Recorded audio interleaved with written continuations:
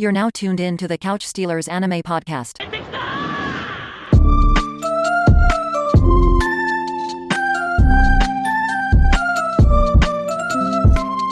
Yeah, you already know what's going on, y'all. Welcome back to the Couch Stealers. It's the one and only Meister Mikey J. And it's your boy AU. Hey, you, how you living, boy? How your week going? We got a full episode this week, boy. Let's go. I feel like it's Monday and it's Tuesday. Yeah, I don't want to talk about it. Definitely. This feels like a Monday ass Tuesday. It really do. It really do. It feels like a Monday ass Tuesday. 100%. And as always, y'all already know y'all listen to this on Friday. So I hope your Friday feel like an actual Friday. Because, I be looking forward to them Fridays that be feeling like Fridays. Not them Fridays that be feeling like an extension of Thursday. You know what I mean? I'm talking about them Fridays where you wake up, you got good energy. Like, damn, I'm about to get out of this work. Boom. And then, you're good. Facts. You know what? Just from your lips to God's ears. Let's just make sure everybody listening, including us that record, and get a good Friday like that. I'm trying to have a Friday like that. You feel me? Facts. Yo, hey, you man, where you want to start this week? We got a ton of stuff that we could dive into. We got a bunch of stuff that we could talk about. Black Kensai keep acting like I'm gonna give him $20, and I if I lose the bet, I'm gonna give him $20. But we still got time on the season. I still got time, but I'm not gonna lie to y'all because I told him before. If you ask me personally, he already lost. That's my own personal, but y'all got to hash out that shit between y'all two because as far as I'm concerned, he picked up the knives. If the knives were there, he picks them up because he had that conversation with Oscar, and Oscar basically told him, bro, first and foremost, you're going to have to fight for the thing that you want. So here's what I'm thinking. He said, do you think you can win this half asleep? Love Ascalad. I love Ascalad. So him picking up them hands like that meant, and he steadied his hands too. His hands were shaking and then they steadied at the end. Mm-hmm. So as far as I'm concerned, he picked them motherfucking swords the fuck up. So here's the thing. And of course we're talking about the latest episode of Vinland Saga. So just Vinland Saga they've been on an interesting path this season because they've done a lot of things that I've loved, a lot of things that I haven't loved as much. Now, to your point, he did pick up the imaginary swords. Now, here's the imaginary daggers. And I love Snake's character because Snake was like, hold up, what kind of stance is that? That ain't a stance for that. That ain't a stance for that. What this little dude doing? And you just saw him like, yo, I'm here. I'm ready. What's good? And I was like, you know what? Thank you for that moment. And I love that moment. And I appreciate that moment. But yeah, as far as the bet I got going with Black Kensai, the bet was, and matter of fact, let me pull up my phone so I can make sure I read this John verbatim. Quote, Thorfinn will never pick up the sticks again. And they hit us with a pump fake. Okay, yeah. So basically it came down to whether or not he was going to pick up the sticks again, the sticks being his weapons. Now I have it as any weapon. That's how I got it. That's why I'm like, okay, hands don't count as a weapon in this situation and I'm still holding out hope because he can't beat Snake with hands, bro. Snake is built like that. He can't beat Snake with hands. So if he gonna plan on beating Snake, he gotta have a little shum. He need a weapon. Hands. He need a weapon. Motherfucking weapon. He need a weapon. He need his mandingo. He need his shlong. He needs something that gonna do what he gotta do. I feel like we didn't even have to go that far. Oh, I'm sorry. Where you just went, it's okay. It's a weapon. Let me all right. The way I use it, I'm saying. I'm saying real quick. I just gotta let y'all know. Real quick. You feel me? I'm thankful that we flagged this as a mature audience, and I would also like to let you know that what? Continue on. Hey man, I'm saying, bro, you already know. Sometimes you just gotta put your shit on the table. You feel me? Sometimes that's all you gotta do. That's all I'm trying to do here. But I gotta say, speaking of a parallel to that kind of energy, Einerd is down horrendously, my boy. Bro, what? He is down horrendously. What are we doing? He on some Snape shit. Yo, if she had a kid, he would love her kid. Like it was his own. Oh, bro, okay. Don't get me wrong, we obviously all love Snake. Let's not act like we don't know. Shout out Silver Snake. For real. Shout out. But at the end of the day, What the fuck, bro? You still a slave, nigga? Like, yo, A slave that's about to get his freedom. And also shout out about to Alan get his Rickman. Gotta say freedom, that. bro. You couldn't have did all of this shit after you got your freedom, maybe, or something like that. Y'all could have plotted. Y'all could. I don't fucking know. Maybe time is obviously of the essence, but like, bro, you about to get your whole freedom, cuz.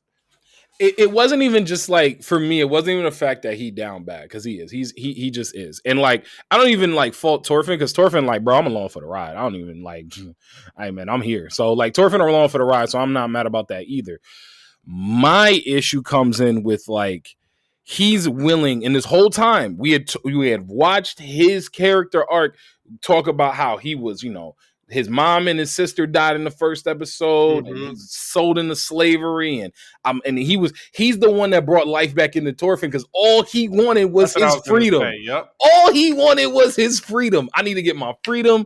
I need to get back to my life. That's all I want. And to be honest with you, he lucked out being the situation that he was in, because after that first little squabble they had, bro, they was like, they still slaves, but they was chilling. They was at old dude's house. He got, the old master gave him a horse. They was eating food with Snake. They was chilling with his old girl. Like, I'm everything. Snake. Sorry, but like, it was chill. And now my man literally is like, you know what? I'm gonna throw all of this character development. I'm gonna throw all this growth away, because you know what she got? She got good ass pussy. Like, he don't even know. He don't even know. I guess he do know, because the master is like, I ain't never letting this bitch go. I guess he was trying to slide in there too, because like, bro, my boy, you heard the word. That's the word of mouth pussy, bro. Not the word of mouth. No, that's crazy. That's crazy. Nah, that's crazy. We might call that episode that. I can't lie to you. I gotta figure out how I'm gonna censor that. But yeah, no, we gonna have to do that. Like, for real though. Like, the slave pussy, bro. It literally got to like, and don't get me wrong, the master literally was just like, bro, oh my god, like I'm breaking down. I love you. I ain't never letting you go. Take my baby. Like, I get all of that. I get all of that. And like, and I even get it from her perspective. It was like, I heard or Einhard or whatever. Like, I get it from her perspective.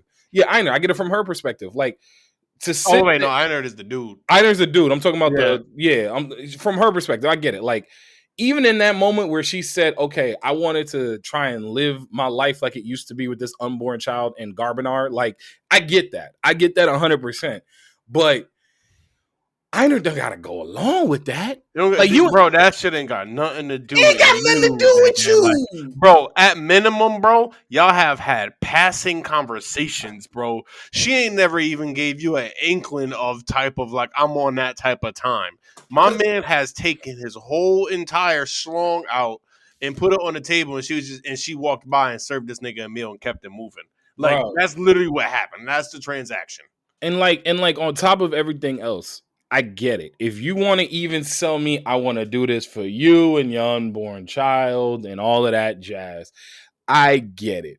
But a part of me, and I understand how this may sound, but a part of me is like, if she was by herself trying to make this move, I'd have been like, okay, I can understand. I ain't her trying to, Captain Save-A-Ho. I get it.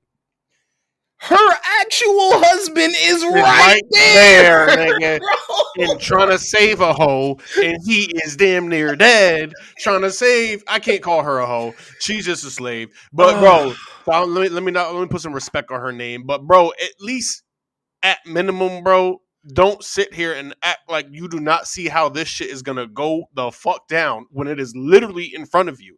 Her husband is dead and dying. And y'all all about to be in on the dead and dying part too, because nigga.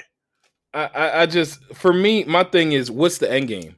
What's his end game? Like, what did he think was gonna happen? Like, he becomes their cuckold? Because I don't understand what else is there for him to possibly have. He just sat in the corner. If he wanted to be here, if he wanted to have this much freedom, bro, he could have did an Eddie Murphy and fucking and Martin Lawrence, bro, and lifed that bitch and came up with some type of plan to get the fuck up out. How you got a whole plan to get the fuck up out of this bitch for somebody else? But my thing about it is he's conspiring this plan after doing 3 years of hard labor, and he not gonna see the fruits of that labor because he want to go over here and run off with Garbanar and his wife. Because again, this is Garbinar's wife. He gonna see the fruits of it. How? As a slave on that motherfucking field for the rest of his life. That's how he gonna see the fruits. See, here's how I think it's gonna go, because now Snake is a dope character, and I have said that before. Snake is like, he's gonna go down as probably being my second, because, bro, even from Beyond the Grave, Askeladd just be coming in now with just like, yo, I'm gonna see y'all every like 15 episodes, and all you gonna know is I'm still that man. Like I'm still him. I'm still him, bro. Askeladd show up like literally like once a season just to remind us, like, don't forget, I'm still him. I'm dead, but I'm still him. Like, and I love it. But Snake's character for me, because of the relationship that he had, I still think he always keeps that boundary of like, look, I'm cool with y'all. I like rolling with y'all. Like, this is fun. But remember, like, there's a hierarchy. There's a pecking order here. I think he learned a lot from the old master. I ain't gonna hold you. Old master definitely like softened his heart. Snake is always there because like he probably can't get the same type of connection he gets with the current like owner of the farm. Not only that, I also think a it's real true. nigga who's gonna give real advice, real shit. I mean, I love the interaction that they had when he was like, yo, Snake, listen, I'm gonna give you my farm, bro. And he was like, you about to give me what? And he thought about it for a second. He's like, nah, man, chill. Bro, I ain't trying to do all give him a life other than that sword. Exactly, which is, I'm starting to see a common theme here. If you pull the thread just slightly, I start to see something that really, really is showing me. I think, Vinland Saga just trying to be a whole big pacifist show, but it just, for me with Snake, bothered me because, like, I'm gonna say it bothered me. I'll take it back. I won't say it bothered me, but I noticed that going into that scene, I thought he was going to, I don't want to say, give them a pass or like talk to them, talk no jutsu his way out of the situation or way into the situation. Mm-hmm. But when he sat there and looked and was like, listen, I done lost 5 men over this, bro. I go to sleep. He's like, I'll be going to sleep crying over the unavenged men that are dead now, that were under my vision, under my tutelage, and like they dead now, and like I ain't gonna be able to rest until Garbanar is dead. When he said that, I was like, bro, what is y'all end game here? Like, what are y'all trying to do? Because Snake killing that dude. Like, either y'all gonna have to kill him or he's killing Garbanar. There's no in between. Yeah, he gotta go. He on a man on a mission. No. He gotta go. It was very few words said to Thorfinn. He said, "Nigga, I'm gonna kill you." like it wasn't much to be said. The nigga said, "You stand in this way, motherfucker. I'm gonna kill you." Modern day interpretation is just gonna be like, "Listen, homeboy, I'm gonna say this once, and that is it." Because like that's all he had to say. Like, yo, listen, either out the way or I'm gonna kill you. And like, I don't know. I'm curious to see, and I've really been curious all season with Vinland Saga because of the way that they've put things together and the way that they've changed up the tone. Because again, season 1, the tone and the theme was revenge and death. Season 2 feels like the most redemption art type, like find yourself, Stella got her groove back thing I've ever seen in my life, bro. Yeah. Like, at least from an anime perspective, because Stella got her groove back. Shout out Angela Bassett. Shout out Angela Bassett. Shout out Angela Bassett. Oh yes, here at the Couch Steelers, we always have time to appreciate fine black women. Always, always, always. Fine black queens. But nah, for real, man. Like, I don't know. Vinland Saga's like taking me on a ride, and I'm having a hard time determining whether or not I like the ride or if I'm just like, this is annoying. Because like I can't find footing with this series. Yeah, right now we're on the same page. I cannot find the footing. And I saw someone tweet. Actually, I don't remember who it was. It was just like a passing tweet. Someone was just like, "It seems to me that the only people who are having issues with how Vinland Saga is progressing at the moment are the people who only watch the anime." And like I tried to put that into perspective for myself because obviously sometimes manga are just better for a story than the anime. Although I think Vinland Saga is done beautifully, maybe we are missing that, like what the overall feeling for this transition was, because we only watch the anime. So I'm trying to be a little bit lenient here, but because I am only anime, fuck is y'all doing? I'm not gonna go that far though. I'm not gonna go that far because I think they still have done a phenomenal job of storytelling. I just don't know if I like this. I just don't know if I like the story. Like I said, I can still sit here and I can still watch the show, like, because it is that good. It is overall that good. But the things that they do in it is, and like the storytelling, the way they put it together. Like I've even come to admire, at least in some regards, Thorfinn for what he's trying to do. Because as you do the journeys and things that you try and do in life, he's looking around and like, I don't want to live like this no more. I don't know why I don't want to live like this no more, but I just know I don't want to live like this. And I can honestly respect that. And so like I appreciate him from that regard. He got bodies on his hand. He got bodies weighing his soul down, man. He's trying to. And I love that one visual where he's like, basically, he's trying to bring all of these souls to a place where they can rest. Like, and that was powerful. That was a powerful moment for me personally. So so take me through that a little bit. So powerful moment for you because of the way that he delivered it, because of just the line in itself, or because of the realization, everything, and it also made me appreciate what he's trying to do a little bit more. And like, I don't know, just seeing all the souls and the people that he's carrying, all the people he killed, he got to carry that. And he's trying to bring them to a place of comfort as well, because all those lives he took, man, they might be screaming for vengeance. They might be screaming for a lot of things. Like, you don't know. He got to live with all those demons. And so, like, for me personally, that was a powerful moment. It did help me appreciate the direction that Thorfinn is trying to go in a little bit more. Yeah, and again, I give them credit for sticking to the stick-to-itiveness of it all, because I think that depending, like, if you came into season 2 expecting a lot of season 1, you're going to be upset because this is not season 1. But it, as a standalone storyline, as a standalone like arc as itself, and a standalone season as itself, I think it has really been enjoyable. I think that's the word that comes to mind. Enjoyable. It's felt more like a story, where versus before, it felt more like a mission. Oh, it was a mission. The mission was kill my father. The nigga kill my father. It was a mission before, and now it feels more like a story. Yeah, most definitely. And I think that's all we can ever ask for when we get into these series is like, not only entertain us, but like entertain us with something that we're going to take back with. Because like, if you're somebody, and this is me being introspective for a second, but if you're somebody that's really struggling with something and like you're trying to make the changes in your life, and you watch someone like Thorfinn try and make the changes in his life in a world that really isn't conducive to making changes on a mental health level, like the only thing that's conducive in this world to living nicely is strength and killing. That's it. So he gonna turn away from strength and killing just to go over here and live a normal, happy life in a world that doesn't allow for that. I mean, not for nothing, this feels like Afro Samurai in a way, where it's like, nigga, the son gonna live by the death of his father. Oof. And the end result is you gonna die like your father too.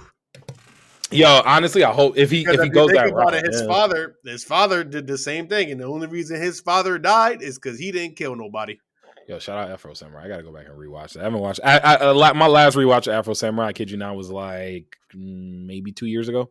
Mine was like a few months ago. Nah, like I need to get on that. That needs to be in a rotation like every 8 months. Because it's every 6 months. It's such a short, amazing watch. Yo, Arrow. Yeah, no, he gonna go out the same way his father, not picking up them damn swords, and that's why I think Askeladd comes in as like, although his father probably instilled a lot of great things in him, and he'll probably realize more about his father as he grows older into this person. His father probably did a lot of killing and shit too, and needed to put them demons to rest. But I think Askeladd being on his shoulder is going to be the reason why he could keep that peace and preserve that peace. So we looking at Thorfinn the superhero. Is that the Dark Knight Thorfinn? Is that? No, I think it's just more like, don't come fuck with my shit, or I'm gonna fuck you up. Oh, okay. Just protection of your things that you have. You gotta protect your peace, and I think through Askeladd he'll understand that maybe.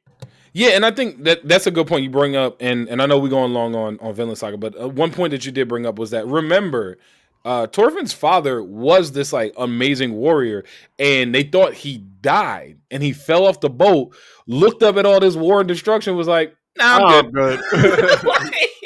he said, you know what? Yeah, I'm all set, nigga. Like, He's sitting there swimming like, man, I got a wife at home, bro. I don't need this energy right now. Like, I don't need this in my spirit. I'm gonna head out. Like, I'm none of gonna head that. out. Delete all that shit. Yo, man, but what else you get into? You get into Hell's Paradise, bro? I did catch Hell's Paradise. My waifu! She Listen. my waifu! I already know Oh what my you're talking god! about. Taking your whole life. I'm sorry, bro. I had an ironed moment. I And did. you know she gonna cut your throat at some point. And bro, listen, I'm just. Oh my god, she's so fun. I love how he kept just bending her fucking arm. That shit was hilarious. Yo, shout out Anime Man Don't Cheat. Anime Man Don't Cheat. I got a wife. Yo, anime men like black men. We don't cheat. That's all it is. That's all it is. You know. So yeah, I really enjoyed that episode. I still feel like if they keep giving me this though, it's gonna feel one note. And I've been saying this since the beginning, and I do not want to keep on harping on it. You know what I mean? But they are giving me kind of the same thing over and over again. Mm-hmm. And I'll keep my piece on it. That for right now. There is more I would like to say, but I want to kind of just close my mouth and just try to watch it for right now. But okay. I really feel as though like they're giving me a little too much of the same. Well, and that's a good perspective because I can't disagree with you even if it's not my own perspective. I can't disagree with you because it is kind of like the execution has been very similar from episode to episode. Now, going into that, if I have that as an idea, if I have that as knowledge going into that, I'm fine with that. I'm always here for a good beat 'em up. I will admit that, like, especially seeing that this has been hailed as one of like the dark three with Jujutsu Kaisen and with also Chainsaw Man, Mappa's doing it, so you know the animation has been phenomenal. But like, it's very much giving like it's third fiddle vibes. Depth as the other two. Yes, that's what I'm saying. It's third fiddle. It's definitely third fiddle. It's missing the depth, man. I just feel, and I don't think this has anything to do with Mappa. I think it's just this. Like, I just feel like this is just the writing. Yeah. And I feel like it's just missing the depth of like the other two. I think they have a great thing on their hands. I really like, where they're trying to go with it. I like the characters. Everybody's a fucking vicious fuck. My favorite. So why you had to say it like that? Hold on. Why you had to say it like that, bro? Everybody's like that because they built different, motherfucker. That's why. But they built different in that. But like, that's what I'm saying. Everybody has to be a nasty fuck like that. It's a wild world out there. Look at the monsters that's in that motherfucker. I'm still stuck on Renji getting eaten last week, but Renji got ate. Listen, and they had to do a flashback just to be like, "Oh, Renji," you know what I mean? Like, don't forget about Renji. Renji dead.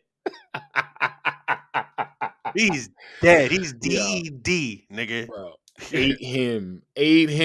Oh, he got all ate up.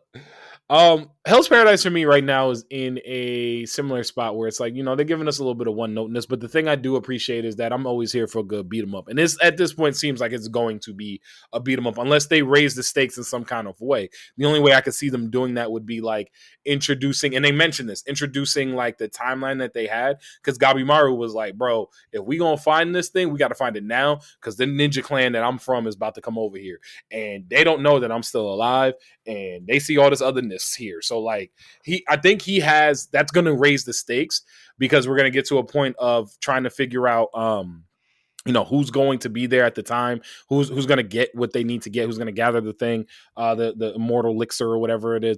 But like, that's the only way they can raise the stakes to me, because I feel like everything on an emotion level has already been fleshed out. Outside, although I will say I did like the brother story. I did really appreciate the brother story. The brother story was cool. I think that was like, especially. I get it. Bro, you didn't think the brother story was cool? Yeah. I just feel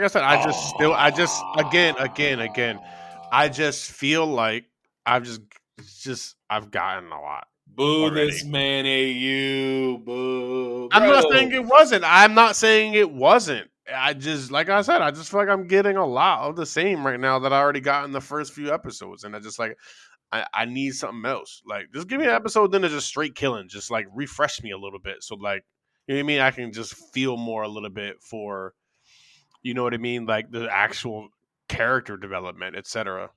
as opposed to it just being what it's been, which has been just like that side scroller beat 'em up type stuff. Yeah. All right, I can see that. I mean, I just like I said, for me, the brother story was the thing that kind of starting to give that to me, and I think that's where we're gonna get it. We're gonna get it from all the little side stories, all the little side quests of how people got to that island. That's where our depth is going to come from. This definitely strikes me as a series where our favorite characters are not the main characters. Yeah, and I thought I thought Gabimaru would have been right up my alley, someone I might genuinely enjoy, like for a long time coming as a character. And Yeah, they made this dude just so fucking one note. I love my wife.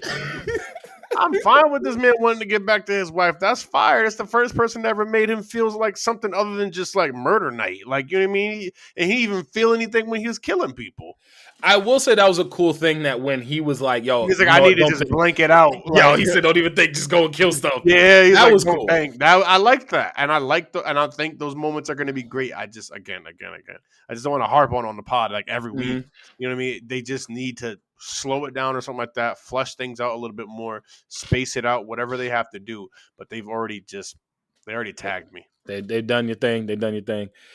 All right, bro. Well, then let me just say this, and I will. The last thing I'll say on Hell's Paradise that I did like was the fact that even though he did shut his like stuff off, like, yo, shut my emotions off, just kill, don't worry about it.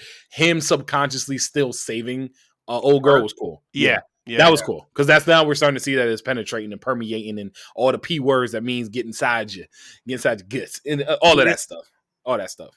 Okay. Did you say penis? Yeah. I had to. Like, I felt like we were already there. Bro, I was like, wait, what did you just say? Like, what? What are we doing? Yeah, I felt like we were already there. It felt necessary. Like, it really did. You said all the P's and shit. And I said penetrate and permeate. I didn't penetrate and all the things that get up inside your body. Are you serious, bro? Listen. You're not gonna call me out on my penis game. Listen. All I said was guts. That's all I said. That's the only thing that could potentially be looked at in that manner. That's all I said. But all right, so now that we've eaten our vegetables a little bit, we can sit down here and get to these meat and potatoes. Yeah. Yo, chill. Yeah. Oh my God, chill. Stop. For real, Demon Slayer. Kimetsu no Yaiba. All right, first of all, let's get into it. First of all, that episode was a lot. First and foremost, I will say this. I was not a fan of the episode until it turned up because they gave us way too much slapstick. I don't go to Demon Slayer for slapstick. I enjoyed the slapstick. And I didn't. I go to Kaguya-sama, Love is War if I want my slapstick. I'll go to some kind of I go to rom-com. I go to rom-com anime for that. If I want slapstick, I go to like a rom-com or I'll go to like Avatar or something like that. Like, that's super interesting because you like slapstick, and I think first and foremost, I think Demon Slayer does do really good slapstick. Yeah, do they? I think they do. I think Demon Slayer does really good slapstick. Their slapstick is like this, like cute kind of like chibi thing, and then like I don't know, it's just cute. It's funny. Like I think it fits for what they do, like very well. I personally enjoyed Demon Slayer slapstick quite a bit. Mm-hmm. But. So for me, that episode was great. I enjoyed it. I got my slapstick going on, whatever, yada yada. And the next thing you know, it turned the hell up. So so I'll just say one more thing on the slapstick. The slapstick for me felt very overused, and it's starting to get to that point because I didn't mind Demon Slayer slapstick in the beginning, especially when they used to make Nezuko super small because like she's adorable as hell. So I didn't mind moments like that. It was just excessive in this episode. Especially in the first half, it was incredibly excessive because it felt like whether it was him and was it Genya the dude with the 12 gauge shotty like him and Genya having that moment. That's or a like blunderbuss, but never mind. Go ahead. but for me, it just felt very much like slapsticky extreme. You know what I mean? Like it felt like they were instead of naturally have it be slapstick because like even in the first episode of the season when what's it called when Tanjiro first woke up and he looked up and Inosuke was like hanging from the ceiling. That was rolling. Hilarious. Crying. But that was natural slapstick. This one felt very much like like yeah. It felt campy. It felt very campy. Now hold on to like I'm hearing you, but I think that was all done for a reason. And the reason is you already got it. Like you said before we went into this, you like, I wasn't a big fan of the episode until the end. They were trying to throw you off guard for the fuckery that was about to come their way. Oh, Bro, it worked. It worked. You were completely thrown off guard. The next thing you know, they turning the F up. Like, yo, first of all, hold on. I got to say this one thing because I said it during the moment, and I was like, yo, I got to make sure I remember this for the pod. And I was going to write it down, but I didn't write it down because I couldn't not remember it. Dude, the first dude that died in the little pot or whatever, you can't sit here and tell me that wasn't a JoJo ass death, bro. Bro, it was. That was the most JoJo ass death. Damn, I felt bad for my boy, bro. He got put up in there and just bent all the way the fuck up. See, I can't even be like he got bent like a pretzel because like he made a pretzel like ashamed to be a pretzel. Like, bro, it was awful. Think about it like this. No, think about it like this. You know when you chew, like when you eating something and you chewing on it and you get like, you just gotta be like, I didn't like that, or it's too much gristle or something. You spit it out, bro. That shit, no. That's exactly what happened. He was gristle. He looked like see, this is what happened when y'all don't trim the fat off the meat. You got to trim the fat. You got to get the lean part. You got to get the lean cut. That's what you got to do. Because if not, you're going to come out looking like Gristle. Like my man. Bro, how you come out looking like Gristle after you just died this JoJo ass death in another anime? Like, what are we doing here, bro? Come on. And why are you even going after the flower pot? It's 11 o'clock at night. That's a fact, bro. You and that shit moving and it sounds, I'm all set, bro. It's right. The first thing dude said was, yo, this wasn't up here when I went up to get to the hot spring. My thing is, in this world, bro, you should be skeptical about everything that seems out of place. Facts. Everything that seems out of place. Bro, you can't even joke with me because you might get your head chopped the fuck off. Don't even joke with me. There's nothing to joke about. There's nothing to joke about. I believe he died, and he dead as hell, but I believe he deserved it. I'm not going to lie to you. I believe he deserved it because I'm not going to say either yes or no because my man came out all types of fucked up. He didn't deserve the method in which he died, but he deserved to go. Yeah, it's like, it's like when niggas go into the room, it's like, oh, what was that noise in the scary movie? Well, nigga, you know what's coming. Yeah, that's so I hear it, but like, damn, my boy went out crazy. Yeah, so what was the moment for you that from this episode that really got you to the point of like, yo, we back? Like, yo, we back. I wouldn't say, yo, we back, but I really enjoyed this moment, and I thought it was a very subtle thing most people may not pick up on or not. Tanjiro is really that guy. He immediately started evaluating that situation like better than the Hashira that was there. Yes, because, and this is something that I'm starting to realize.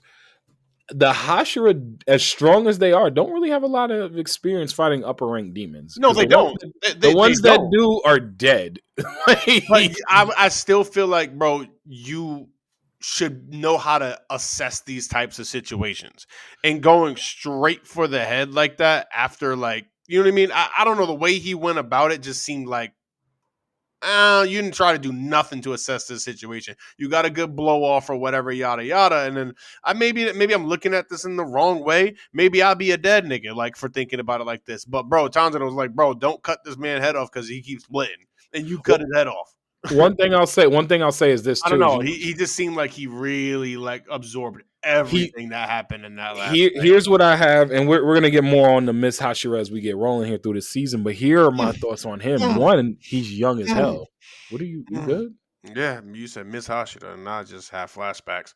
The mist. Oh, I thought you said mist. Yep, Hashira. I thought you said Miss.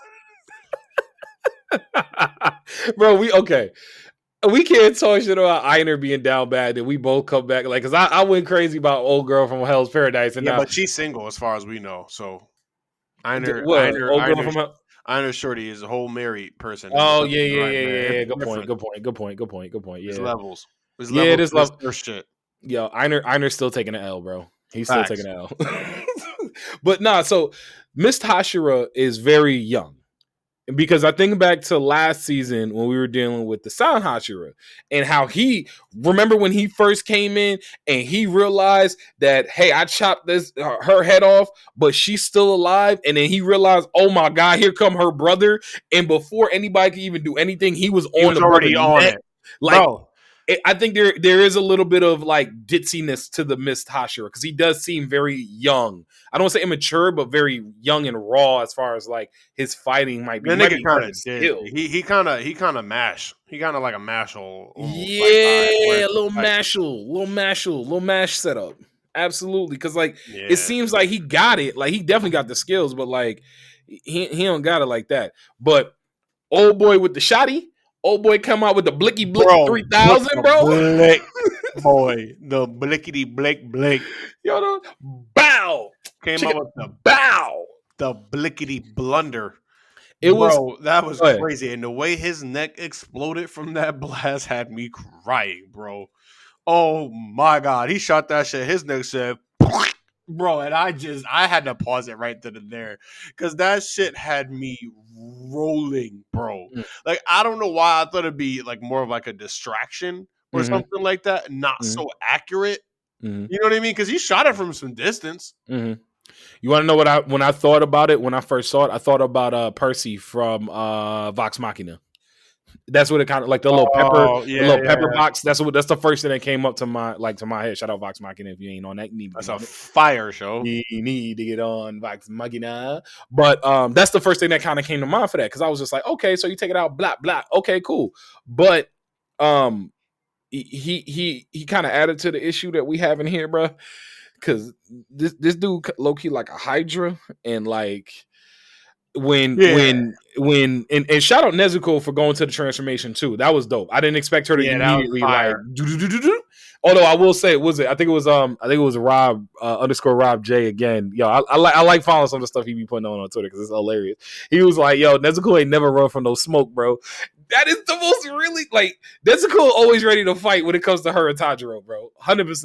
Always down. Always down. Got you. Like, we've seen that though. Because Tanjiro sometimes will be like he's with the smoke, but like it'll always be like he try to. Well, he ain't a demon that can regenerate, nigga. Like he gotta assess everything appropriately. Yeah, but I was also saying he sometimes try to talk no jutsu his way out of some things and talk no jutsu somebody down. He has to. This man is a regular human. He can't come out the E-oo. He can't come out the E-oo and just come out like a demon going crazy. He a little regular schmegular. No, I'm saying he can't come out the box like that.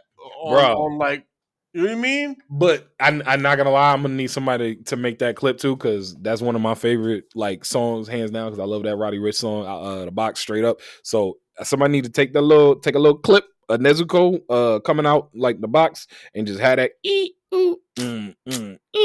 like that. Just had that right there. You know, bust another coop and a lot. Just had that for me. Y'all already hit me with the anime girl walking down the street singing the "Abba de do for Jesus." I jump into the bloody diamonds underneath. Nah, bro, because I got it out the street. Like I love that joke. I love that. I can't lie for like a week. I watch that every day. But just somebody do that for me. Do that for me and then hit me up on Twitter. I appreciate y'all. But no, I'm terrified for Tanjiro because when he got plucked out the sky, like you know, like yeah, my man got plucked the fuck up out the motherfucking sky. I'm gonna need you to bear with me here because I'm on one today. I thought about remember that when Cat Williams did his stand up and he was talking junk about Michael Jackson and he said Michael Jackson be plucking little boys like flowers, like walking up I'm gonna need that one. That's what Tanjiro got plucked out the sky about. Like, bro, he got plucked out like, I'm gonna need this. Facts, bro, he really did. And like for me, like that's a moment, especially when like I was like, okay, so Tanjiro's gonna fly away, like he gonna take a little bit of a hit, and then he slashed dude right as he got hit with the sonic boom. But then when he landed on the ground and the head was there, giving him the sonic boom again. I know that line sounds crazy, but it was. I was just like, no, what are we doing here? What is happening? Tanjiro. Yeah, it was kind of crazy. Like I was expecting, okay, cool. Like maybe another body come out. You know, like we just saw that before. Mm-hmm. 4 motherfuckers to come up out of one body or like multiple bodies or whatever the fuck happened. It looked like they all kind of came out of the extension of what got chopped the fuck off. Mm-hmm. My thing is, does this keep happening?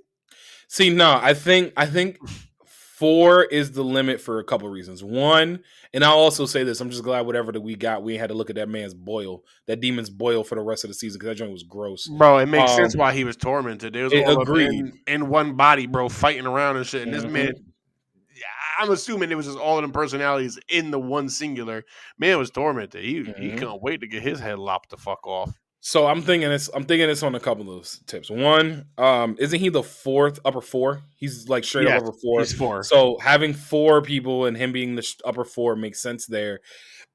And then also they all have different for whatever reason yet.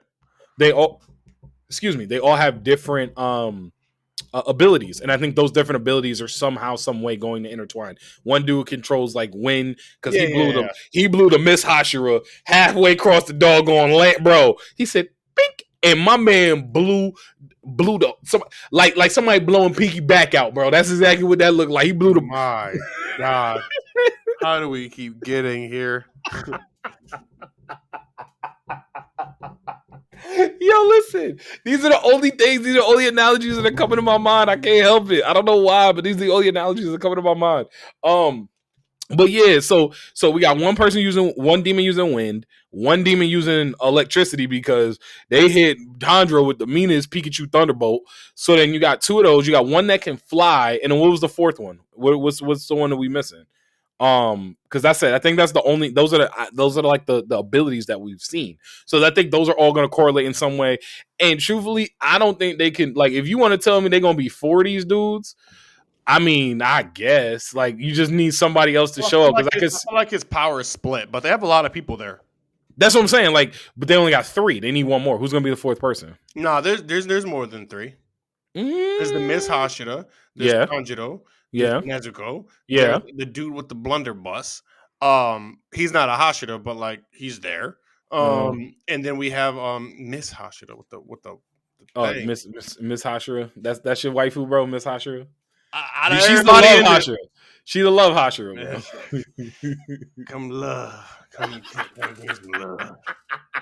Yo, no, not you sounded like Papa was a Rolling Stone with your ass. That's what we were going for. Yo, like you over here sounded like teach your man how to squabble. Nah, bro, we over today, but I like it. I'm scared. I'm gonna just say it. I'm scared. I don't know how they did it, but I feel like his power is also gonna be split with all of those coming out because they're all of the same same person. You get what I'm saying, or same body. Whereas the last one, those were 2 separate entities. AU, can I they say were one just other connected. thing? What? Can I say one other thing that's going to kind of just I don't think it's going to throw a monkey wrench into everything you're saying as far as old dude is concerned, but it's going to definitely make it a lot harder for them to win in this situation. We still got the pot of greed over there somewhere. Yeah, I was gonna say, bro, because I forgot there was a whole, and I think that's 6. No. I think he's 5. The brother and sister were 5. Then I think he is 6. I think he so is. Then 4 and 6 because that's 4, 3. Yeah, so he would have to be unless the brother and sister were 6, and then he's 5. That might be the case. The brother and sister the brother and sister were upper 6. He's 5. The dude is just split into 4. It's 4. 3 is the dude from the movie that killed Rengoku. 2 is the one that everybody was losing their mind about, and then 1 is the one that looked like he had got all the eyes and everything. So that's the Hashira. I'm sorry, that's the upper 6 demons breakdown. So yeah, so I think he's the pot of greed is 5.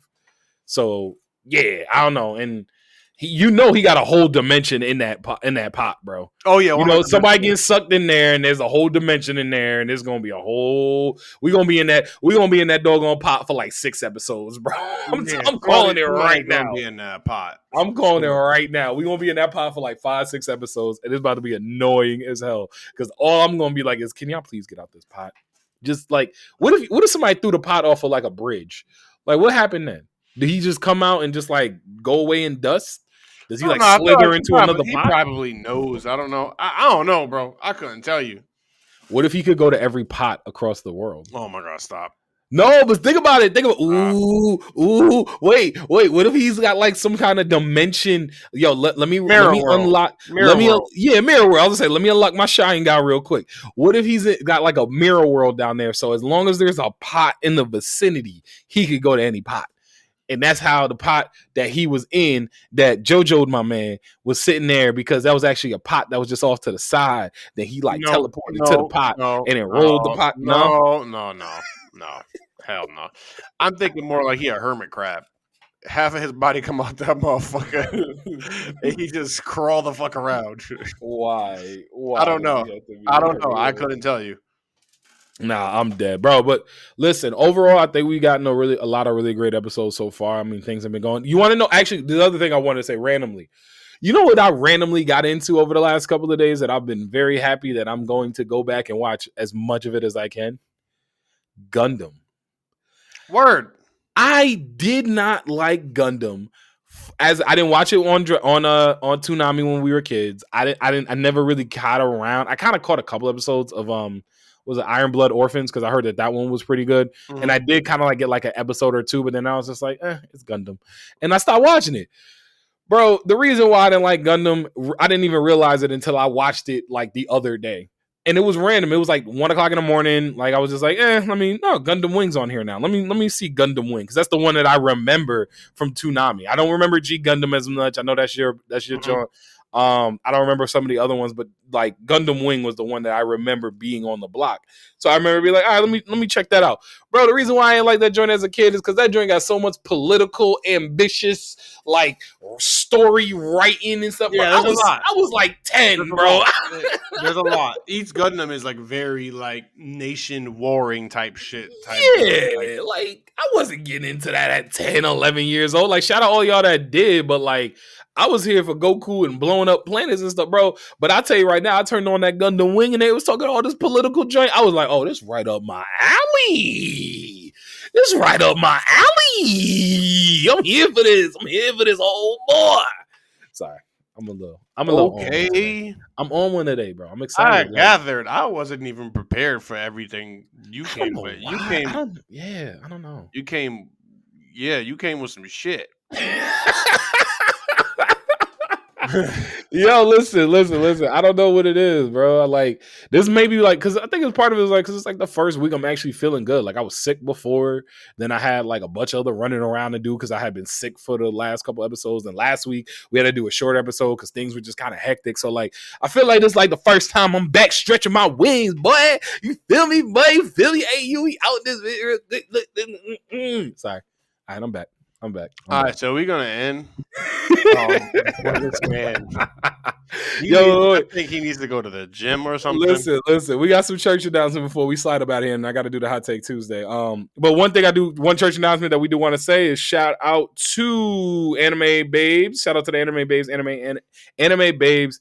Anime podcast. Shout out to them. They were nominated, a part of 5 different people nominated for this year's Creator for Social Good of the Year award at the Cage Awards. This Cultural Anime Gaming Entertainment Awards. So shout out to y'all for being nominated for that. A couple of people on there that I recognize: Tony Weaver, Jequi Ave. Sorry if I said that wrong. I know her book is out and dope. Keith Lee and Jessica Tapia. Jessica actually follows us across the board on I believe on IG and on Twitter. So and TikTok too. So shout out to y'all on that. Shout out to the Cage Awards, all that good.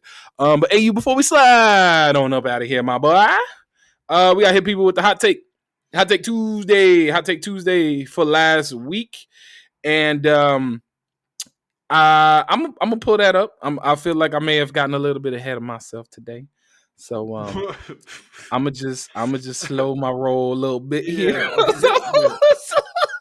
Please go to the gym or something after this, because bro, I'm gonna make some food. I'm gonna make some food because like I'm on one today. All right, so rivalry week was what we dropped y'all for last week. Shout out to everybody that voted, but it's a rival week edition of Hot Take Tuesday. Which of these rivalries were the best? We started with Yuno and Asta from Black Clover, which I'm catching up. I saw that you've been catching up on it. I'm happy I am. I can't lie. It's been a fun watch, especially with the movie coming out. I want to say in like another month or two. So I should be caught up by the time the movie comes out. So once that happens, I'll be good. But yeah, no, Black Clover's doing pretty good things right now. So Yuno and Asta from Black Clover, Jin and Mugen from Samurai Champloo, Yugi and Kaiba from Yu-Gi-Oh! And I got to credit you, AU, because that's a good one that you dropped in there. And then Hinata and Kageyama from what's it called, Haikyuu. So AU, who did you vote for? I definitely want Yugi and Kaiba. Okay, why was Yeah. that? Why I you don't do know, that? man. I just felt like their rivalry was like, first and foremost, that shit stemmed back to ancient times, nigga. Like Facts. this shit I was give you credit really on that. like on Facts. like a. This it wasn't no just I just met you and like we two good duelists, nigga. That shit was in their blood. That shit was in their soul system. And they Like blood and they that, gone that shit, now. yeah, that shit ran deep, boy. Mhm. But like their duels were also amazing. Like you know what I mean. Like although Kaiba, he lost. Like Kaiba wasn't no pushover, son. Like Kaiba was really that guy. I agree with that, and that's the only reason why. So the reason why I didn't vote for them is, and I voted for, I believe Asta Uno. I did go Asta Uno. Part of that may be recency bias because I sat there and I was like, yes, I'm catching up on Black Clover. But the reason also why is because Yugi Kaiba for me, a rivalry it only happens when like fight and win. Like with the exception of literally saying, if you do this, That's the not even blast is one gonna shit. kill me. Bro, Kaiba lost to Yugi every time they battled. With the exception of that one time where he literally was like, Yugi, if you attack, I'm gonna die. And Yugi being like a heartful person was I like, mean, no, I'm not gonna do that. as of right now, like if you ask me personally, Asta is not stronger than I He's not don't think stronger I than don't think yeah, you I would don't think win in any capacity right now. yeah, but I still think they acknowledge each other as rivals, and it is what it is. So I get in that sense, but like I look at it from the case of like you got to win at least one of these joints, like at least something. Winning something, be acknowledged in something, like something. So, like I mean, I put. he Go ahead. he, he number two no matter which way you look at it. I would True, say he's true. Vegeta. He is Vegeta. True. But even Vegeta won at least a couple. Well, no, Did Vegeta he? only won because because Goku was okay. Anyway, on Twitter, Yugi and Kaiba took it handily. Actually, 67% of the vote on Twitter. Yuno and Asta and Jin and Mugen tied with 17% of the vote. Nobody voted for Hinata and Kageyama. So damn. But it was a lot more spread out across IG. Shout out everybody that voted on IG. I think if my math is mathing, this was our most voted Hot Take Tuesday on Instagram. So shout out to all of y'all for that. Our Instagram following has been really amazing over the last couple of weeks. So shout out to y'all. But this one was Austin. They won with 43% of the vote on IG. Yugi and Kaiba came in second with 32% of the vote. So only was at 9 if my math is mathing. No, that's 11 because my math is mathing now. So and Asa took first place, 43% of the vote. Kaiba and Yugi took second place with 32% of the vote. Jin and Mugen with 14, and then Hinata and Kageyama came in last again there with 11. Who wins in a fight, Mugen or Jin? I don't know. I honestly could not tell you. I'm gonna say Mugen just because I think Mugen gonna do whatever he got to do to win. See, and I think that's why Mugen loses. I think Jin wins. I think Jin wins because I think Jin is a better swordsman. I think Mugen's a better fighter because Mugen can introduce other variables. I've been playing way too much Apex, but he can introduce other variables.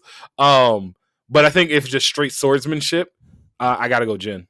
Well, yeah, but that's not who wins in the fight. That's who has better swordsmanship. Like you Yeah, but I got think better the swordsman. swordsmanship. I disagree because like at the end of the day, it all matter about who dead and who not.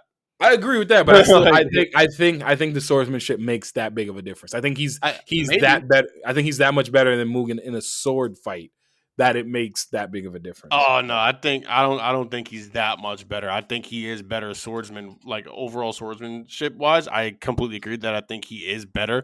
I'm not going to sit here and say he's that much better.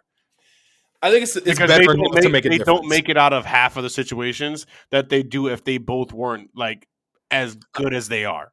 Agreed. He just has an unrefined style of fighting. Like that's No, that's what I'm saying. I'm not trying to say nothing good about like Mugen's style or anything like that. I get it, but I just think if it comes down to like them head up 1v1, eventually you gonna run out of stuff to like Mugen gonna run out of stuff to introduce into the fight. But I don't know. That's just my personal opinion. I But mean, like not for nothing, Mugen also has a lot more durability. He took a lot more stuff. He's also stronger. True. Like, He is. he may be a better swordsman, but Mugen has like overall like physical capabilities above him. And not on top of that, he will do anything he has to do to win. If he gotta bite your damn nose off, he will. At the end of the day, bro, if you dead, nigga, you dead. Like, yo, love it. But yo, shout out everybody that voted for our Hot Take Tuesday. AU, man, we about to slide on up out of here. We gave y'all a little bit of a longer one after the short one last week. We gonna be just kind of, we had to even it out real quick. We got to even it out, just even it out, smooth that joint out, You know what I'm saying? boy, shut the fuck up. What are you talking about, nigga?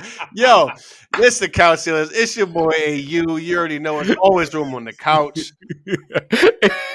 It's the one and only Vice and Mikey J. We're going to slide up out of here. We're going to catch y'all next week. As always, make sure you follow us all across our social, on IG, on Twitter, on TikTok. Check out our YouTube as well, at Couch Stealers, all across the board on Twitter. Hit up myself, Vice and Mikey J. Hit up AU. But yeah, we're going to slide on up out of here. Thank y'all for listening, and we're going to catch y'all next week. Peace.